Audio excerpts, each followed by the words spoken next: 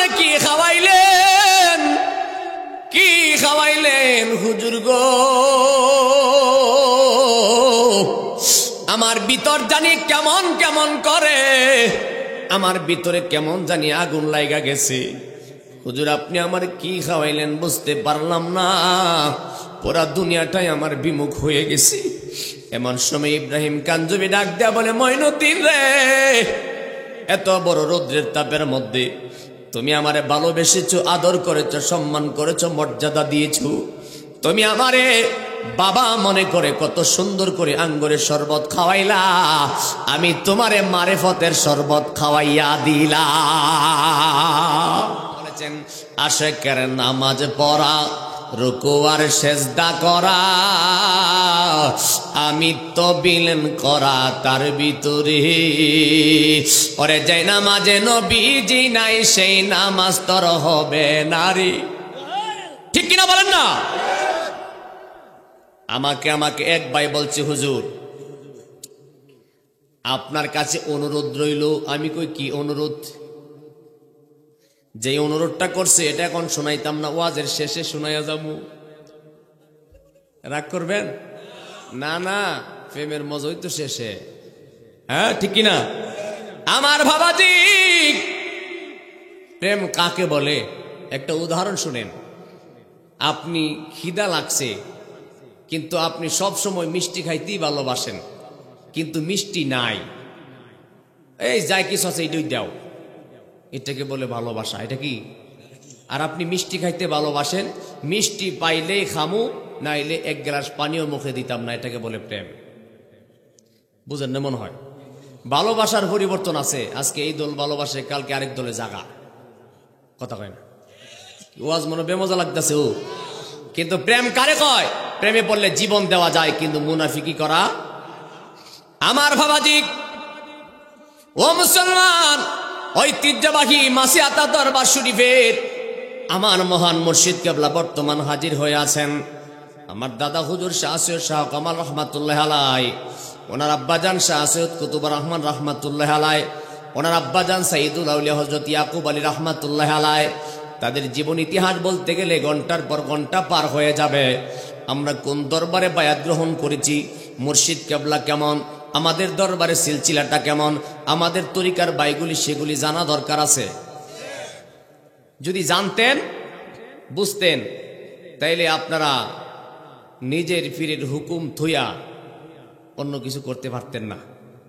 কিন্তু সেই দেশে অনেকেই কম বুঝে না, অনেকেই মনে করে আমি যেমন ফিসাবতে মনে হই, অসুবিধা কি? নাউজুবিল্লাহ কন্যা। তাইলে তুমি ফিসাবকে মুর্শিদ মানতে পারছো না। মুর্শিদকে মুর্শিদ মনে না করলে এই মুরিদ হওয়ার কোনো দাম নাই।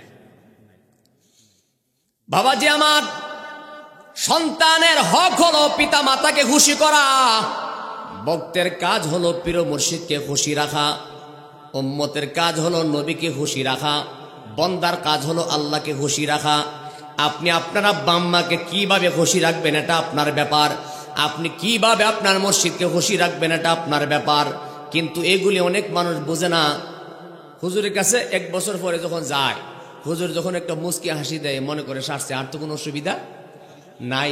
কিন্তু মুর্শিদের ফয়েজ তাওয়াজ্জু কেমনে পাইব সেই খবর নাই। এই মিয়া, একটা কথা শুনেন, রাগ করতেছেন নাকি?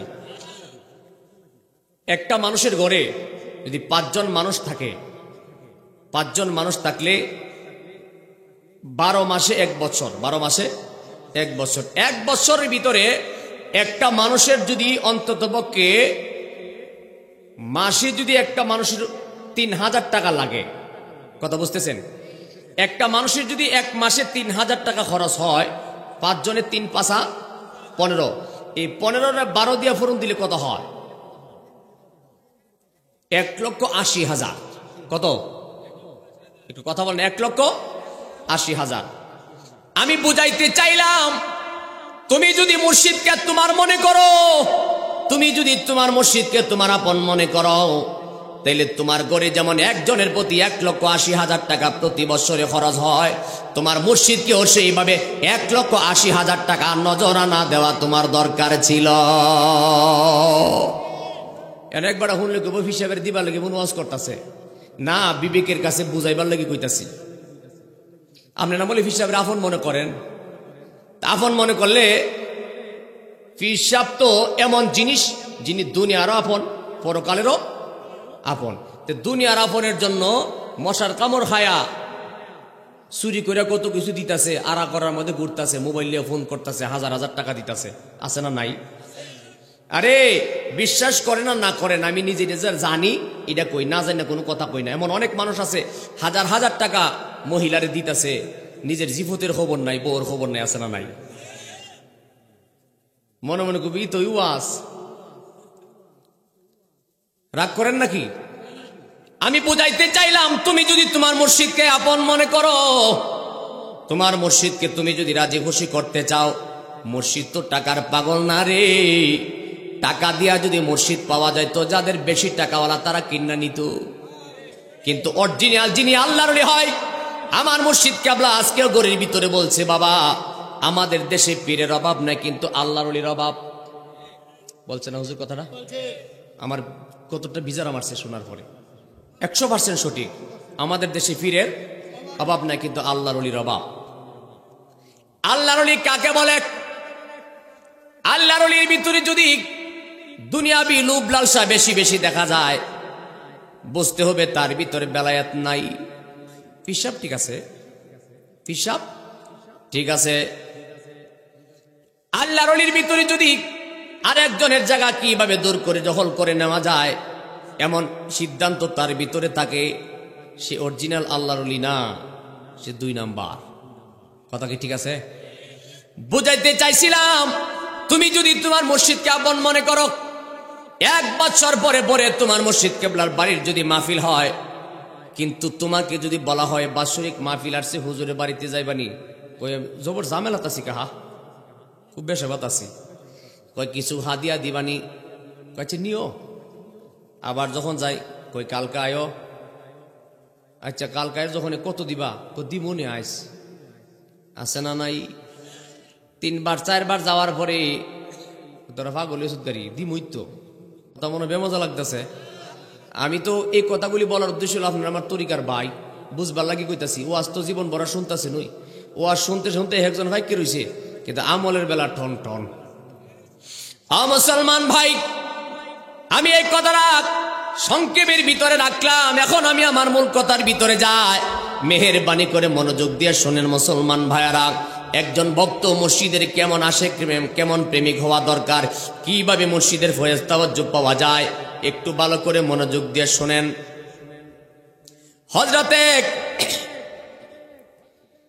হযরতে খাজা গরিবে নওয়াজ, ওনার পীর মুর্শিদ ছিল খাজা ওসমান খারুনি।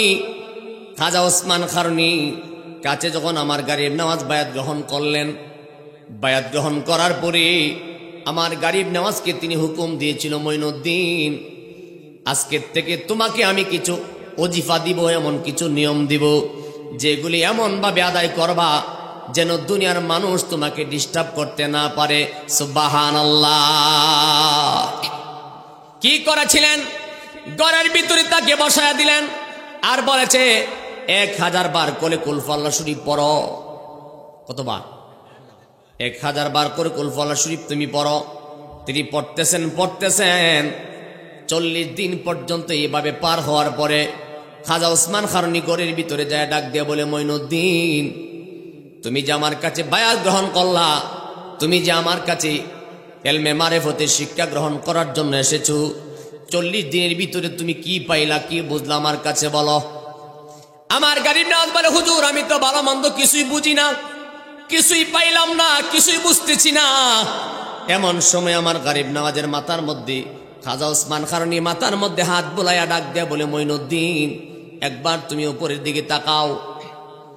উপরের দিকে তাকানোর সাথে সাথে আমার গরিব নওয়াজ একটা চিৎকার মারছে, ডাক দেয়া বলে, হুজুর গো আমি আল্লাহ পাকের আরশে আজিম পর্যন্ত দেখতে পাই। সুলতানুল হিন্দ কিতাবের মধ্যে লিখতেছে, মাথার মধ্যে হাত দেয়া বলে, গরিব নওয়াজ তুমি এবার নিচের দিকে তাকাও। নিচের দিকে তাকায় বলে, হুজুর আল্লাহ জাতের কসম করে বলতে পারি, আল্লাহর সৃষ্টি জগতের শেষ সীমা পর্যন্ত একটা একটা বালুকণা পর্যন্ত আমার চোখের সামনে ভাসতেছে। আল্লাহর ওলিদের ক্ষমতা আছে না নাই? দিল কে? এই জন্য ওলিদের ব্যাপারে আল্লাহ নিজে বলেছেন, আলা ইন্না আউলিয়া আল্লাহি লা খাউফুন আলাইহিম ওয়া লাহুম ইয়াহজানুন।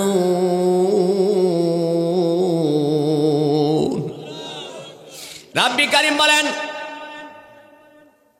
দুনিয়ার মানুষ ও জগৎবাসী শোনো, আমার ওলিদের ব্যাপারে সাবধান। আলা মানে সাবধান, ইন্না মানে নিশ্চয়, আউলিয়া আল্লাহ আমার ওলি বন্ধু যারা, লা খাউফুন তাদের কোনো ভয় নাই, ওয়ালা হুম ইয়াহজানুন তাদের কোনো চিন্তা নাই। নাই নাই ফিদ দুনিয়া ওয়াল আখিরা, দুনিয়া তো ভয় নাই, আখিরাতেও তাদের কোনো চিন্তা নাই। সুবহানাল্লাহ। এই ঘোষণা করছেন কে? আল্লাহ ঘোষণা করেছেন তাদের দুনিয়াতেও ভয় নাই, আখিরাতেও ভয় নাই। তাইলে এখন আমরা যদি কেউ বলি ফিরে রেফার করবো কেডা? ইমান আসেনি? ইমান আসেনি? আমার ভাবাদিরা, কি বুঝাইতে চাইলাম?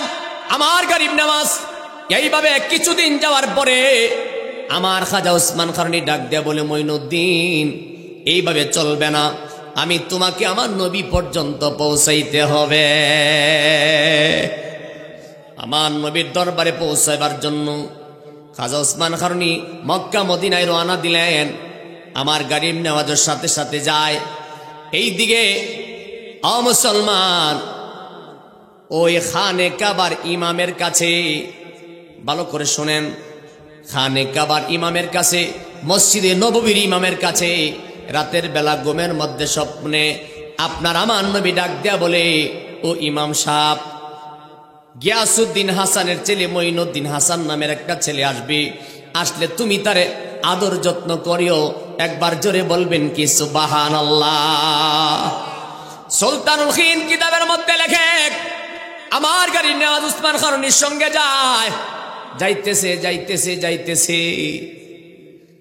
আর ইমাম সাহেব যখন এমন স্বপ্ন দেখলেন, বারবার শুধু গেটের দিকে তাকায় থাকে। আমার নবী সেটাও বলেছেন তার গায়ে কোন রঙের পোশাক থাকবে, কোন রঙের জামা থাকবে, সেটা পর্যন্ত বলে দেওয়ার পরে এই সুরতের মানুষ দেখলে তিনি ডাক দিয়ে জিজ্ঞাসা করে, আপনার নাম কি? যখন নাম মিলে না, কয় না, আপনি চলে যান। এইভাবে একদিন দুই দিন নয়, অনেক দিন পর্যন্ত এইভাবে তিনি ডিউটি করতেছে। হঠাৎ একদিন তাকে দেখে আমার নবী যেই সুরতের যেই পোশাকের কথা বললেন, তাকে দেখে দুইজন ব্যক্তির সামনে হাজির। এমন সময় মসজিদে নববীর ইমাম ডাক দিয়া বলে, আপনার নাম কি? মঈনুদ্দিন হাসান। কই জি হুজুর। কই আপনার আব্বার নাম কি? গিয়াসউদ্দিন হাসান। কই জি হুজুর। এই কথা বলার সাথে সাথে টান দিয়া বুকের মধ্যে জড়ায়া নিলেন। জোরে বলবেন না সুবহানাল্লাহ। বুকের মধ্যে জড়াই ইমাম সাহেব কান্দে, আমার গরিব নেওয়াজও কান্দে, খাজা ওসমান খারনি কান্দে। কারণ হলো, যাদেরকে আল্লাহ বেলায়েত প্রাপ্ত বান্দা বানায়া দেয়, তাদের সুরতে লেবাসে যদি আপনার মতো দেখতে দেখা যায়, হাকিকতে তার ভিতরে মাওলা বিরাজ করে। আমার গরিব নেওয়াজকে টান দিয়া বুকের মধ্যে জড়ায়া চোখের পানি ছেড়ে ছেড়ে কান্না করতেছেন। এমন সময় আমার খাজা গরিব নেওয়া ডাক দেয়া বলে, হুজুর আপনি কেন এইভাবে আমার নাম জিজ্ঞাসা করে বুকের মধ্যে জড়ায়া ধরলেন? ডাক দেয়া বলতেছে, ও মঈনুদ্দিন শুনিয়া নেও, আমি সেই কথা পরে বলবো, আগে হুজরার ভিতরে চলেন। হুজরা শরীফের ভিতরে নিলেন, সেবা যত্ন করতেছেন। এমন সময় আমার গরিব নেওয়ার জিগায় কারণটা জানতে চায়। বলার সাথে সাথে ইমাম সাহেব ডাক দিয়া বলে, শুনিয়া নেন, রাতের বেলা ঘুমের মধ্যে স্বপ্নে দেখেছি আমার রাসূল আমার কাছে আয়েশা বলে, ও ইমাম গিয়াসউদ্দিন হাসানের ছেলে মঈনুদ্দিন হাসান আসবে, তুমি তারে আদর করবা, সম্মান সংবর্ধনা দিবা। এই জন্য আমার রাসূল সেটাও বলেছে তার গায়ের মধ্যে কোন রঙের পোশাক থাকবে, কি থাকবে। আমি যখন সব মিলে গেছে বুঝতে পারছি আপনি ছাড়া কেউ হবেন না। আমি কান্না করছি এই কারণে, দুনিয়ার জমিনে আপনি কি এমন নেক আমল করছেন যেই কারণে আমার নবী আপনার কথা আমাকে জানাইয়া দিছে।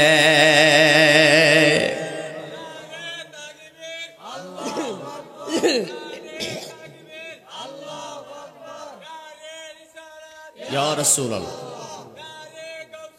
ইয়া গাউসুল্লাহ, জবান খুলে কন্যা মারহাবা, একটু মহব্বতে বলেন না মারহাবা। মুসলমান, এইভাবে আমার গরিব নেওয়া ডাক দেয়া বলে, হুজুর আপনি এইভাবে কান্না করবেন না, কান্না বন্ধ করেন। ডাক দেয়া বলে, না না, আমি জানতে চাই দুনিয়ার জমিনে এমন কি নেক আমল হয়েছিল যে আমলের দ্বারা আমার নবী আমাকে ঘুমের মধ্যে স্বপ্নে জানায় দেয়, সেটা যতক্ষণ না জানবো মনের মধ্যে শান্তি লাগে না। আমি জানতে চাই, ঘটনাটা আমি বুঝতে চাই। এমন সময় আমার গরিব নেওয়ার ডাক দেয়া বলে, আমার কাছে তেমন কোনো আমল নাই, আমি কি আমলের কথা বলবো? আমি শুধু একটা কথা বলতে পারি, ছোটবেলায় আমার বাবা বিদায় হয়ে গেছে, ছোটবেলায় আমার মা বিদায় হয়ে গেছে। আমার একটা আঙ্গুরের বাগান ছিল, এটা রক্ষণাবেক্ষণ করে জীবন নির্বাহ করতাম। আর আমার বাবার কোটি কোটি ধন সম্পদ আমি সবগুলি আল্লাহ রাস্তায় বিলীন করে দিয়েছি। একটা মাত্র বাগান আমি রেখেছিলাম, সেটা দিয়ে আমি জীবন নির্বাহ করতাম, আমার পড়াশোনার কাজ চালাইতাম। হঠাৎ একদিন আমার বাগানের পাশে তাকায়া দেখলাম মুরব্বী বয়সের একজন মানুষ রাস্তা দিয়ে হাঁটিয়া যায়। আমি ওই মুরব্বীকে ডাক দিয়া বলেছিলাম, চাচা গো, এত রৌদ্রের তাপের মধ্যে, এত রৌদ্রের তাপের মধ্যে আপনি এত রৌদ্রের তাপের মধ্যে আপনি কোথায় যান? আপনি মেহেরবানি করে আমার বাগানের ভিতরে আসেন, আমি আপনাকে একটু সেবা করব, আপনাকে একটু খেদমত করতে চাই। কারণ আপনার মতো আমার বাবা ছিল, আমার আব্বা দুনিয়াতে নাই, আমার মাও দুনিয়াতে নাই। আপনি আসেন, আপনাকে আমি একটু সেবা করতে চাই। এমন করে ওই বাগানের ভিতরে যিনি গিয়েছিল ওই মুরব্বী ছিল খাজা ওসমান খারনির মুরিদ, যার নাম ছিল, ওই ব্যক্তিটার নাম ছিল ইব্রাহিম কাঞ্জুবি রহমাতুল্লাহ আলাইহি। একবার বড় করে বলেন না মারহাবা। হযরত ইব্রাহিম কাঞ্জুবি রহমাতুল্লাহ আলাইহি বাগানের ভিতরে যাইয়া ডাক দেয়া বলে, বাবা তোমার নাম কি? কই আমার নাম মঈনুদ্দিন হাসান। কই তোমার নামটা কে রাখছে? সুবহানাল্লাহ। কই তোমার নামটা কে রাখছে? বাবা আপনার কষ্ট পাইতেছেন? দোয়া করে দিতাম, একটু পরীক্ষা করি। নারে তাকবীর, নারে রিসালাত। আমার বাবারা ভাইরা ধৈর্যহারা হয়ে যাবেন, ততটুকু লম্বা আমি করব না।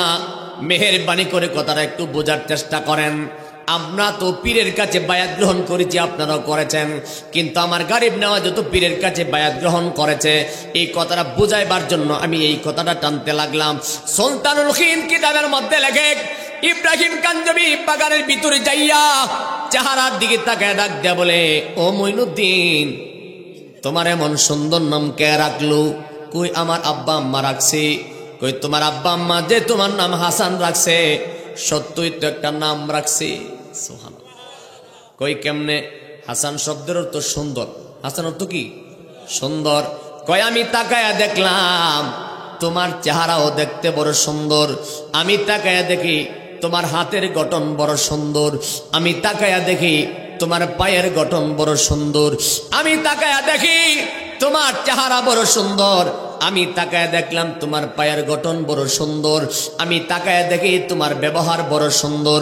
আমি তাকায়া দেখলাম তোমার বাহিরেও সুন্দর। আমি তাকায়া দেখলাম তোমার ভিতরেও সুন্দর। আমি নজর করে তাকায়া দেখলাম তোমার দুনিয়াও সুন্দর, আখিরাতও সুন্দর।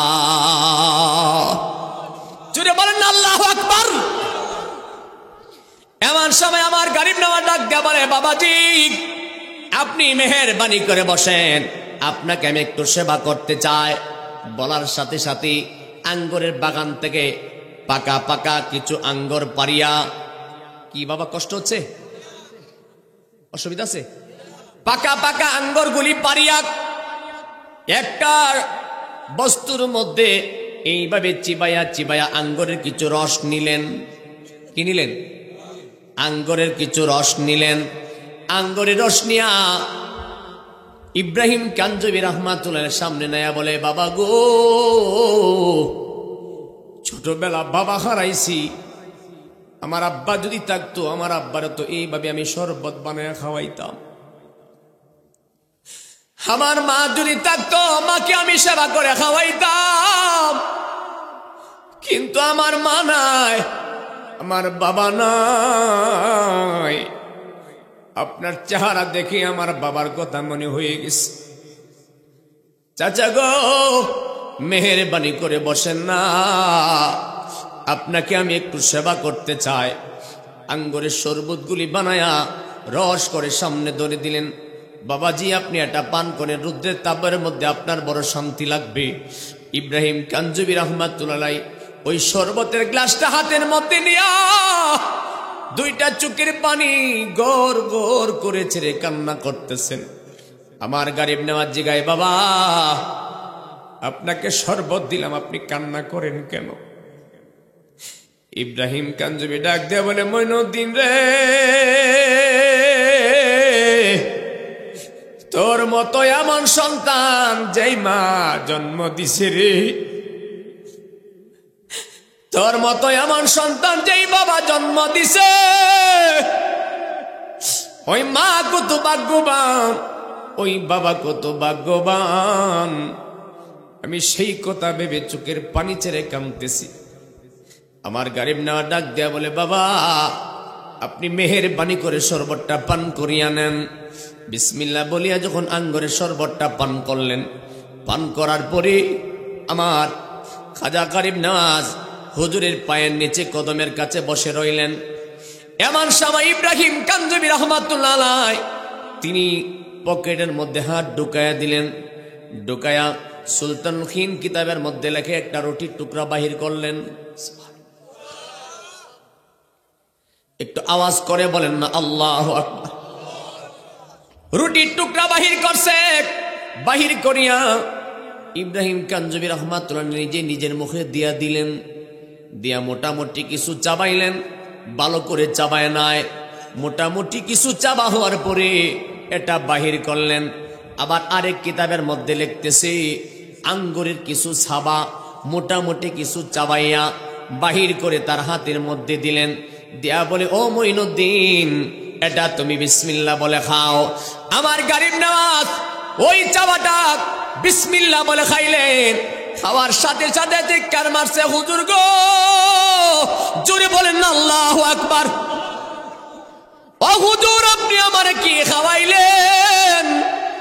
কি খাওয়াইলেন হুজুর গো? আমার ভিতর জানি কেমন কেমন করে, আমার ভিতরে কেমন জানি আগুন লাগা গেছে। হুজুর, আপনি আমার কি খাওয়াইলেন বুঝতে পারলাম না, পুরা দুনিয়াটাই আমার বিমুখ হয়ে গেছে। এমন সময় ইব্রাহিম কাঞ্জবি ডাক দেয়া বলে, মঈনুদ্দিন রে, এত বড় রৌদ্রের তাপের মধ্যে তুমি আমারে ভালোবেসেছো, আদর করেছো, সম্মান করেছো, মর্যাদা দিয়েছো। তুমি আমারে বাবা মনে করে কত সুন্দর করে আঙ্গুরের শরবত খাওয়াইলা, আমি তোমারে মারেফতের শরবত খাওয়াইয়া দিলাম। জোরে বলবেন না সুবহানাল্লাহ। আমার গরিব নওয়াজ বলে, হুজুর, এইভাবে ওই ব্যক্তিটা যখন এইভাবে আমাকে সাবা খাওয়াইলেন, খাওয়ানোর পরে আমার দুনিয়াটা বিমুখ হয়ে গেল। একটা মাত্র বাগান ছিল, সেটাও আমি বিক্রি করে দিয়েছি। বিক্রি করার পরে ওই টাকাগুলি নিয়ে গরিব এতিম অসহায়ের কাছে দান করে দিলাম। সেদিন থেকে ওনার নাম হয়ে গেল গরিবে নওয়াজ, অর্থাৎ গরিবের বন্ধু।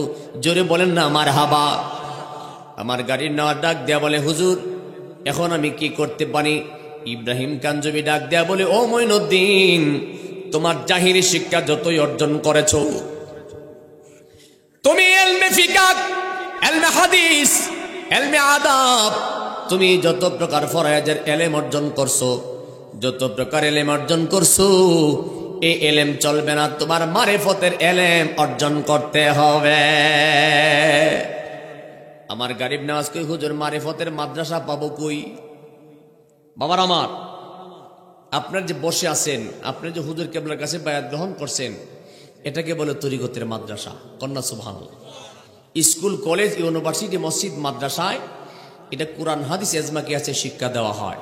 আর একজন আল্লাহর ওলির দরবারে এলমে মারিফতের শিক্ষা দেওয়া হয়, এলমে তাসাউফের শিক্ষা দেওয়া হয়। যেই শিক্ষাটা কাগজ কলম দ্বারা পাওয়া যায় না, সিনাই সিনাই লেনা দেনা হয়।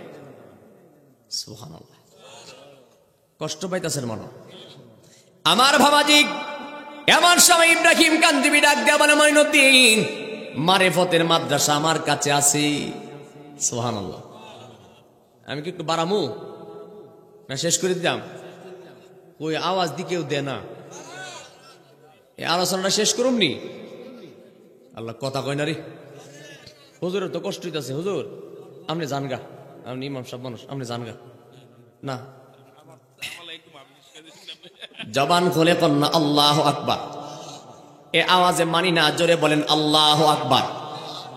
আমার বাবারা ভাইয়ারা, কি বুঝাইতে চাইলাম?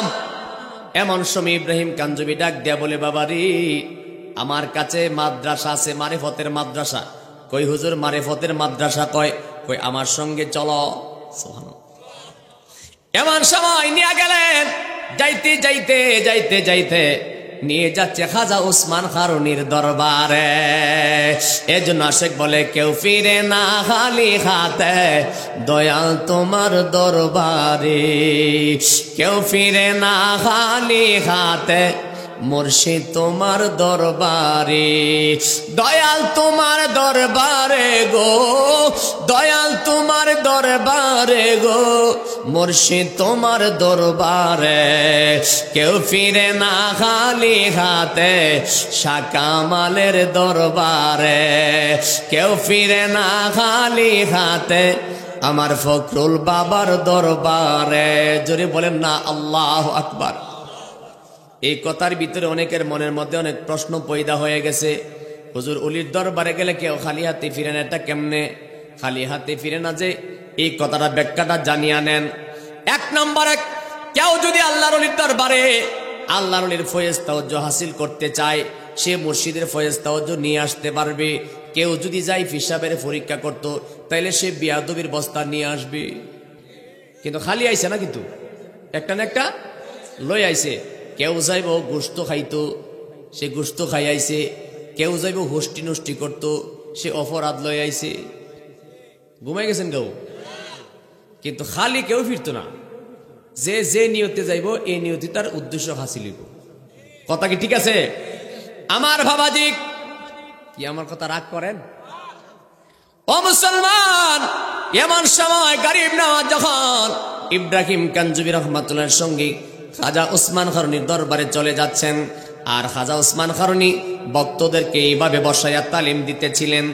প্রত্যেক দিন তিনি ভক্তদেরকে তালিম দিতেন। হঠাৎ করে ডাক দিয়া কয়, বাবা আজকে তোমরা সবাই চলিয়া যাও, আমার একজন মেহমান আসতেছে। সুলতানুল খিন কিতাবের মধ্যে লিখতেছে, আমার গরিব নওয়াজ সবাইকে ডাক দিয়া বলে, আজকে তোমরা সবাই চলিয়া যাও, আমার একজন মেহমান আসতেছে। ভক্তদের মনের মধ্যে একটা প্রশ্ন আইসা গেল, হায় হায়, কোনদিন তো হুজুর আমাদেরকে এত তাড়াতাড়ি ছুটি বিদায় দেয় না, আজকে আসতে না আসতে সবাইকে হুজুর কেন বিদায় দিতে লাগলো? এমন মেহমান কে আসতেছে রে? মেহমানটা তো চিনা দরকার। সুবহানাল্লাহ।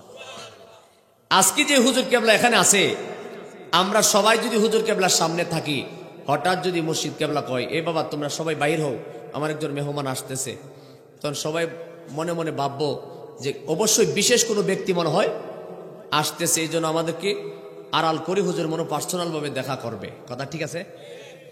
ভক্তদের মনের মধ্যে এমন একটা উদ্দেশ্য এসে গেছে, হায় হায়, না জানি কোন ব্যক্তি আসলো রে। আবার তারা চিন্তা করে, হুজুর হুকুম দিছে, হুকুমের বাইরে বেয়াদবি করা যাবে না। সবাই আড়াল হয়ে গেলেন। কিছুক্ষণ পরে ইব্রাহিম কাঞ্জুবি রহমাতুল্লাহ আলাইহি আমার গরিব নওয়াজকে নিয়ে রওনা দিলেন।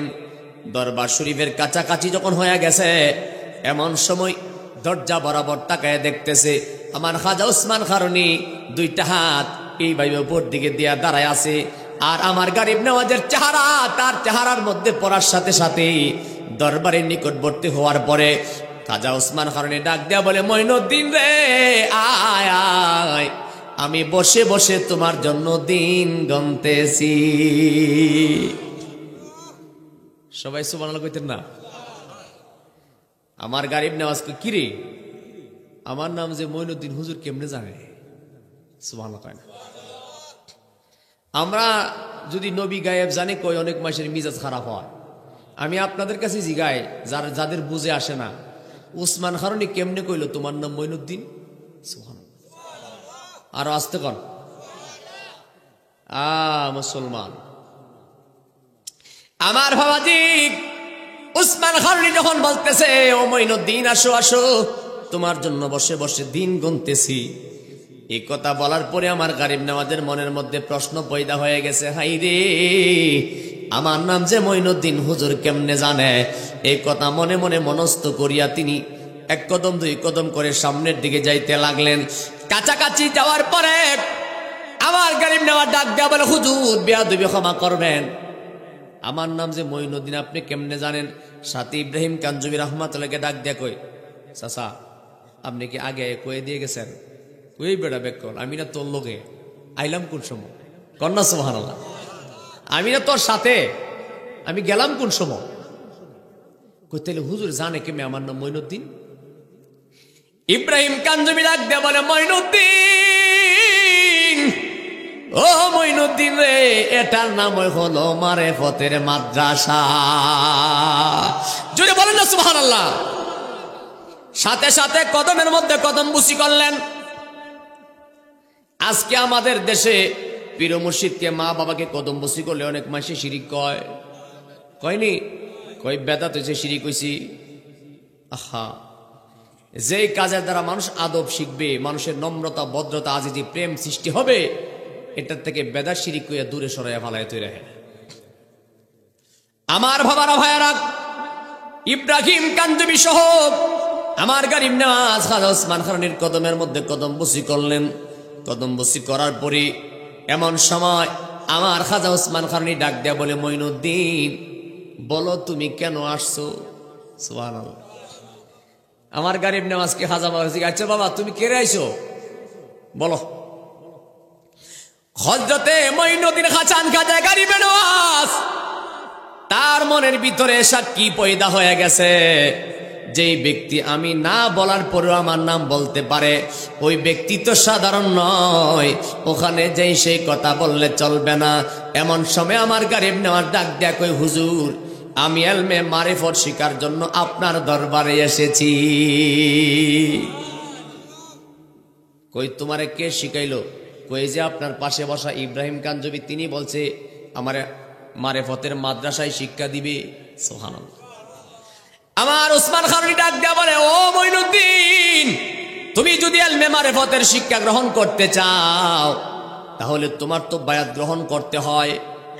কই হুজুর অসুবিধা নাই, আমার দুনিয়াতে আব্বা যেন বিদায় হয়ে গেছে, আম্মা যেন বিদায় হয়ে গেছে, এখন কারো কাছ থেকে আমার অনুমতি নেওয়ার জন্য কোনো দরাবান্দি নাই, আপনি মেহেরবানি করে আমার বায়াত গ্রহণ করতে পারেন।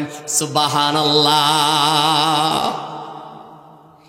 এই কথা বলার পরে খাজা ওসমান খারুনি রাহমাতুল্লাহ ডাক দেয়া বলে, বাবা তুমি উজু বানায় আসো। তিনি উজু করে আসলেন, আসার পরে কাছাকাছি বসাইলেন, বসায়া তাকে বায়াত গ্রহণ করাইলেন। ওই বায়াত গ্রহণ করার পরে তাকে ঘরের ভিতরে বসায়া রাখছিল একটানা 40 দিন। কতদিন? 40 দিন। ওই ঘরের ভিতরে বলেছিল, তুমি 1000 বার করে কুল ফালা শরীফ পড়তে থাকো। এই যে আমরা খতমে খাজা গান পড়ি, কন্যা মারহাবা, পড়তে থাকো। তিনি পড়তে পড়তে একটানা 40 দিন পড়ার পরে ওই যে পূর্বের কথা জানাইয়া গিয়েছিলাম, আমার গারিব নেওয়াজের মাথার মধ্যে হাত দিয়া বলে, বাবা 40 দিনের ভিতরে তুমি কি পাইছো, কি শিখছো? কই হুজুর আমি তো কিছু বুঝতেছি না। তখন মাথার মধ্যে হাত দিয়া বলেছিল, তুমি উপর দিকে তাকায়া দেখো। চিৎকার দিয়ে বলেছিল, হুজুর আমি আল্লাহর আরশ পর্যন্ত দেখতে পাই। জমিনের দিকে তাকাইয়া আল্লাহর শেষ সীমা পর্যন্ত আমার চোখে ভাসতেছে। এমন সময় আমার গারিব নেওয়াজ ইমাম সাহেবের কাছে বলতেছে, হুজুর আমি এইভাবে এই পর্যন্ত এসেছি, আমার মুর্শিদ কেবলা আমার সোনার মদিনা লয়া আইছে। ইব্রাহিম কাঞ্জুবি হুজুরের কাছ থেকে ফয়েজ তাওয়াজ্জুহ গ্রহণ করলেন। এইদিকে খাজা ওসমান কারণী, আমার খাজা গরিব নওয়াজ, ইমাম সাহেবের কথা এখানে রাইকা দিলাম।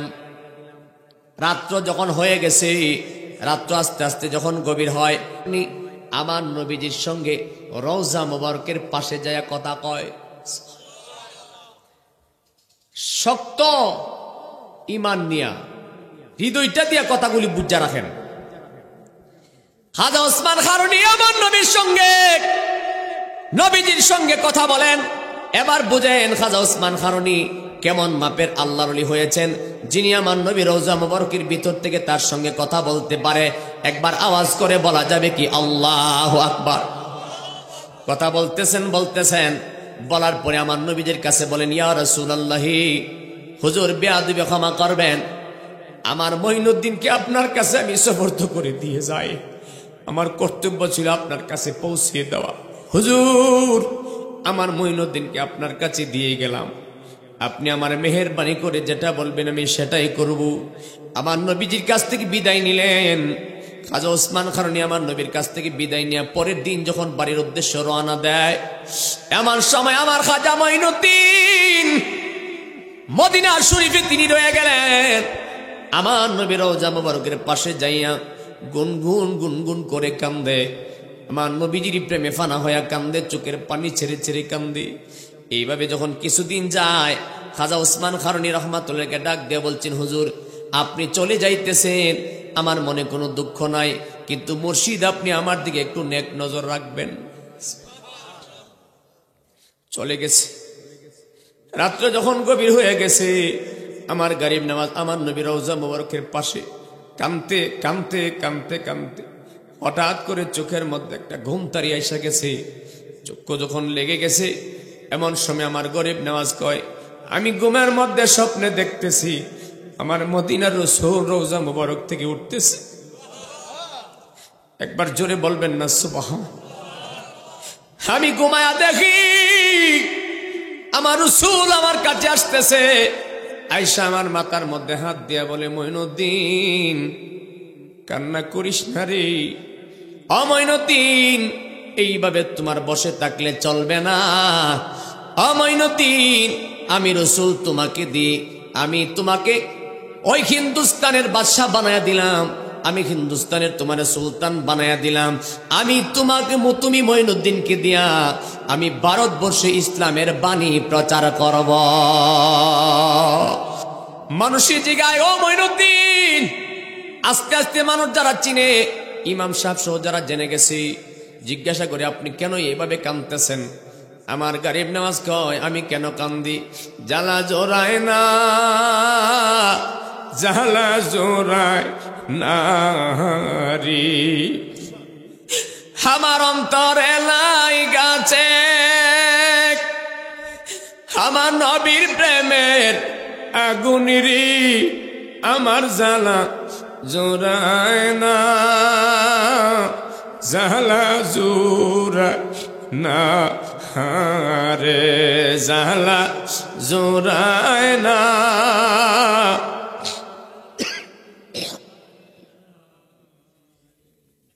ওরে ভালোবাসি বাসব নবী গো, জীবন যত দিন,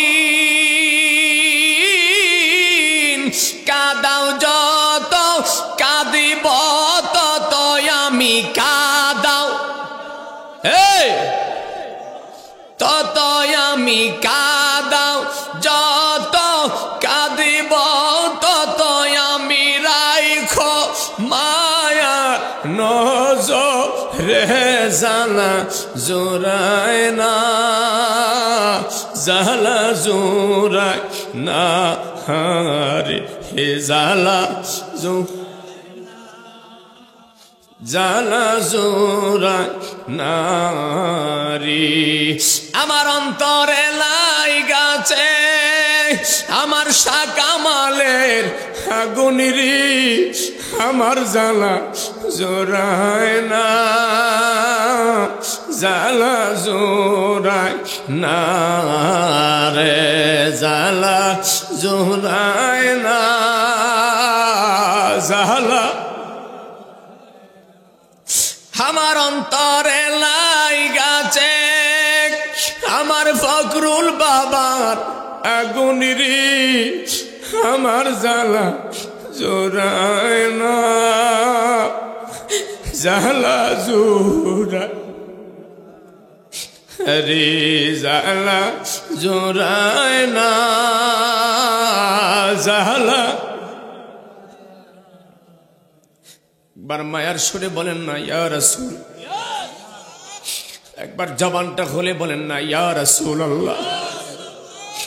বাবাজি, আমার গাড়ির নেওয়া যেই রাত্র পার হয়ে গেছে, আবার পরের দিন যখন সন্ধ্যা হয়ে যায়, সবাই যার যার কাজে নিয়োজিত আছে।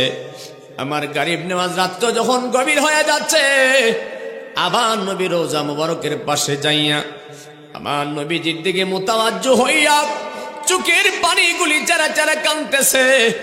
আর আমার নবীকে ডাক দেয়া বলে ইয়া রাসূলুল্লাহ, নবী গো, ও মায়ার নবী, দয়ার নবী, নবী গো,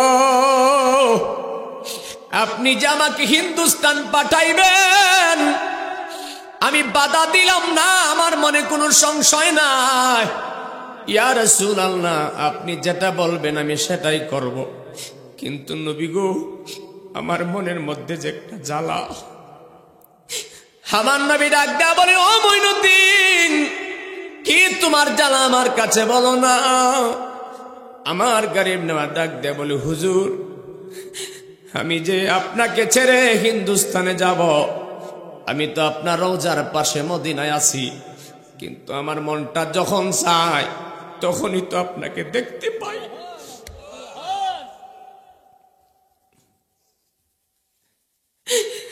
আর কি ফিরে পাব ও যারে হারা, আমি যারে হারা জি,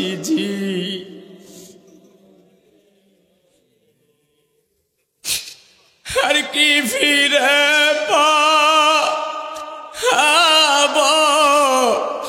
ও যারে হারা, কামাল সারে হারা।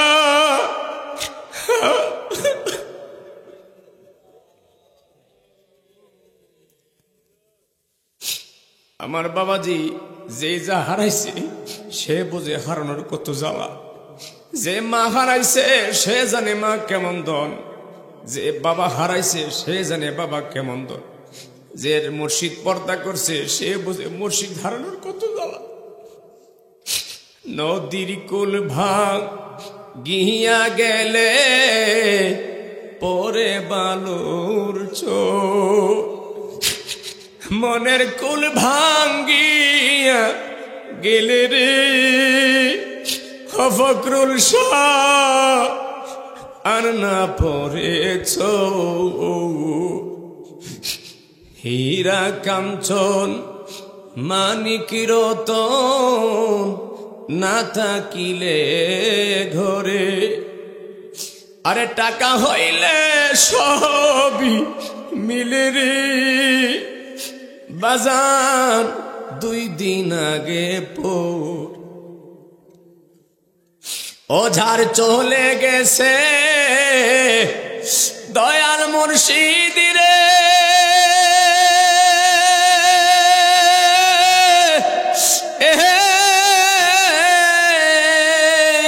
আর কি পাবো চোখের জলের কান্দনে যারে হারা, আমি যারে হারা ইয়াছি জীবনে হে রে। একবার মহব্বতে বলেন না মারহাবা। আমার বাবাজি, রাত্র গভীর হতে চলেছে, কিন্তু আমার হৃদয়ে তো আগুন লাইগা গেছে, ওয়াজ তো ছাড়তেও পারি না। আপনারা কি রাগ করতেছেন? ও গো আমার মুর্শিদ চান তোমায় না দেখিলে বাঁচে না রে পগরা। ও গো আমার শাহ কামাল তোমায় না দেখিলে কি পাগল নাইলে রে দয়াল কি দয়ালি কাইরা নিলে আমার কুলো মান তোমায় না দেখিলে বাঁচে না রে পরাণ। ওগো আমার মুর্শিদ চান তোমায় না দে।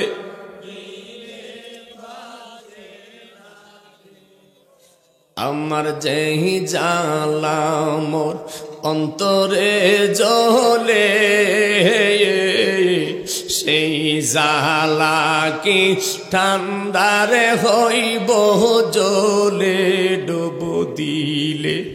আমার যেই জ্বালা মোর অন্তরে জ্বলে সেই জ্বালা কি ঠান্ডারে হয় জলে ডুব দিলে। আমার মোহনের জ্বালা শীতল করতাম মোহনের করতাম পাইলে আমার মুর্শিদ চান তোমায় না দেখিলে পরাণ। ওগো আমার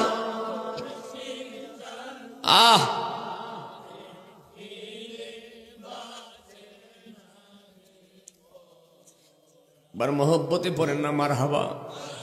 বাবাজি আমার গরিব নওয়াজ কাঁদতেছে, ডাক দেয়া বল হুজুর আমার যেখানে পাঠাইবেন আমি সেখানে যাব, কিন্তু আমার যখন আপনাকে দেখতে মনে চাইবো আমি কেমনে দেখতাম। আমার গরিব নওয়াজ ডাক দেয়া বলে ইয়া রাসূলুল্লাহ নবী গো,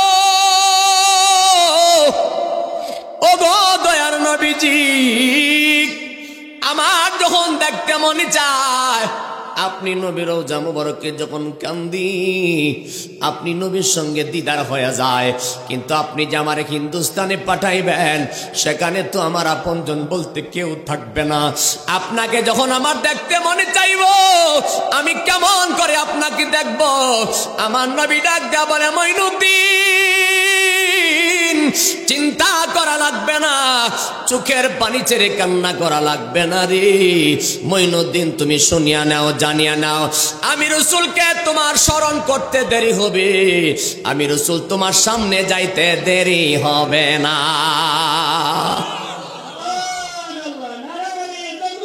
আল্লাহ ইয়া রাসূল ইয়া রাসূল জবান খুলে কন্যা মারহাবা। বাবার আমার আমি আর বিরক্ত করব না, অল্প সময়ের ভিতরে মোনাজাত করব। এর ভিতরে একটা কথা শিরোনামের ভিতরে শেষ করার চেষ্টা করতেছি, আপনারা কি রাগ করতেছেন? আমার বাবারে একটা কথা চিন্তা ভাবনা করিয়া দেখেন, দুনিয়ার জমিনে যদি কোনো মানুষ দোকান দেয় ব্যবসা দেয়, কি দেয়? ব্যবসা যদি দেয় দোকান যদি দেয়, ওই দোকানে যদি বেশি কাস্টমার থাকে তখন সে খানাটা পর্যন্ত বলিয়া যায়। কথা ঠিক কিনা? আমি কি বুঝাইতে চাইলাম? অনেকের মনে মনে প্রশ্ন আসতে পারে রাত গভীর হয়ে যাচ্ছে আমাদের কষ্ট হবে না। না, আপনি মনে রাখবেন যিনি মুর্শিদের প্রেমে পুরা মানুষ, যিনি আমার নবীর প্রেমের পুরা মানুষ, তার কাছে রাত যত গভীর হয় প্রেম তত বাড়ে। মুসলমান পরের দিন সকালবেলা আমার গরিব নওয়াজ রওনা দিলেন, হিন্দুস্তানের উদ্দেশ্যে রওনা দিলেন, কিন্তু কোথায় হিন্দুস্তান জীবনে দেখেও নাই চিনেও নাই।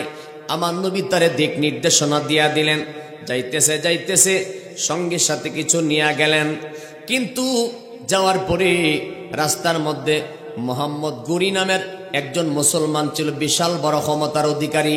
শেখ ওই পৃথ্বীরাজের সঙ্গে যুদ্ধ করে পরাজিত হইয়া বাহির হয়ে আসতেছিলেন। প্রতিমধ্যে আমার গরিব নওয়াজের সঙ্গে দেখা, ডাক দিয়া বলে, কিউ আপনারা কই যান?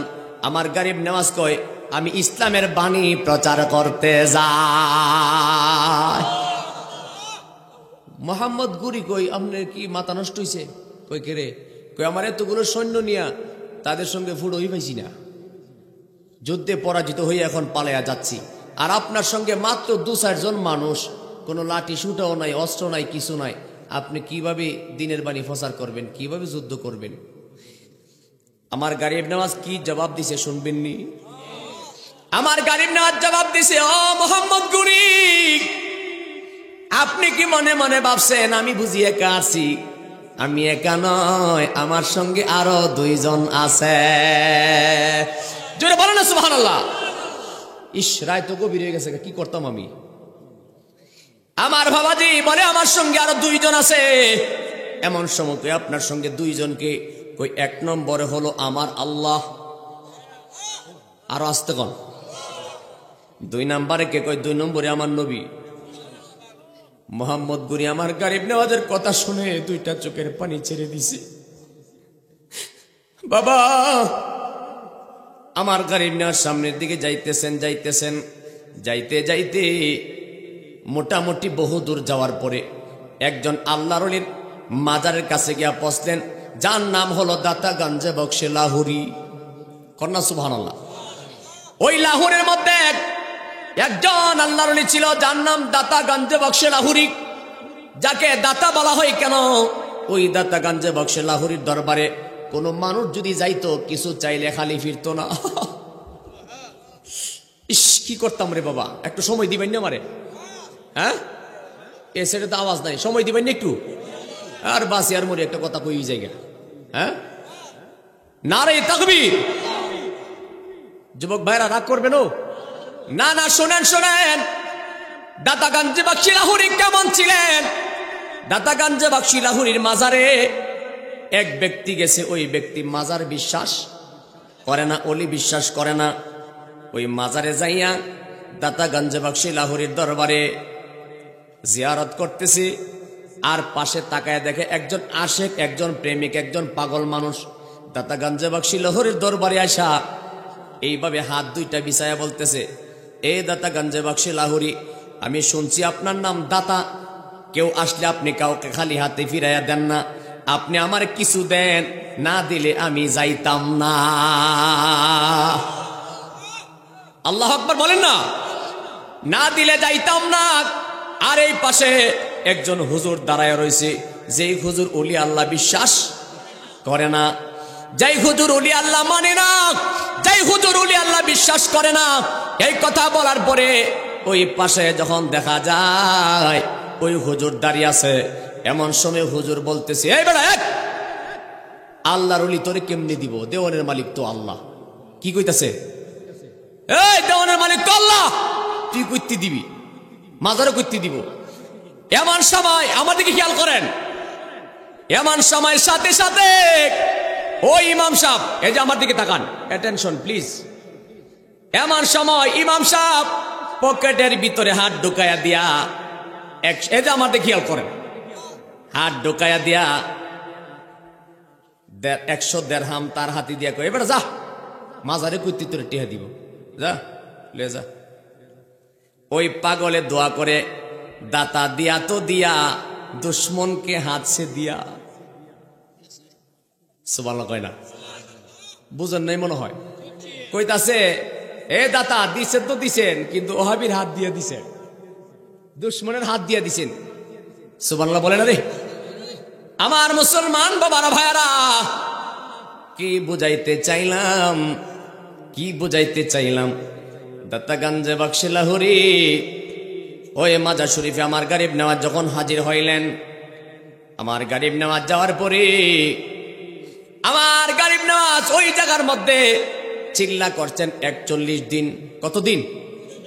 41 দিন মাজারের মধ্যে চিল্লা করার পরে, এ ভালো করে শুনেন, 41 দিন মাজারের মধ্যে চিল্লা করার পরে ওই মাজার শরীফ থেকে তিনি যখন বাহির হবেন কি হবেন? আরে আপনার সব এদিকে চাই রয়েছেন করে, আমার দিকে খেয়াল করেন না।